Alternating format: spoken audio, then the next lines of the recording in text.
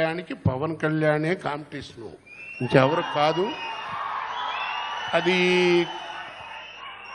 కొంచెం కష్టం కూడా. కాబట్టి అలాంటి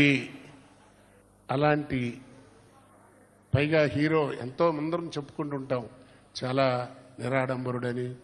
అతను నిజంగా మనం చెప్పుకోవడమే కాదండి, ప్రాక్టికల్గా కూడా చాలా మంచి మనిషి. ఇవాళ నిన్న ఎప్పుడో టీవీలో విన్నాను, పవన్ కళ్యాణ్ జనరల్గా నేను టీవీలో అంతసేపు ఎక్కడ మాట్లాడడం వినలే అసలు.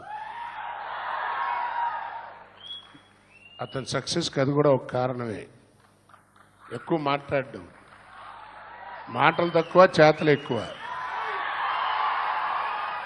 ఇట్స్ ఎ ఫ్యాక్ట్ అండి. ఇది నాకేదో సరదాగా మాట్లాడాలని నాకు అలవాటు ఉండదు. కాబట్టి అతనికి ఉన్నటువంటి బెస్ట్ క్వాలిఫికేషన్లో అదొకటి.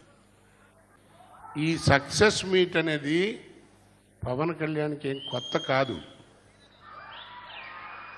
ఆయన జనరల్గా ఇంత బయటపడి ఇట్లా నేను సభల్లో సక్సెస్ మీట్లని చెప్పుకోవడం నేను ఎప్పుడు వినలా. ఎందుకో అతనికి మనసులో ఆనందం ఆక్కో ఏదో మొత్తానికి ఈ ప్రజలందరికీ, నా వాళ్ళందరికీ నేను ఏదో రకంగా థ్యాంక్స్ చెప్పుకోవాలనేటువంటి సదుద్దేశంతో ఈ సభ ఏర్పాటు చేశాడని నా ఉద్దేశం.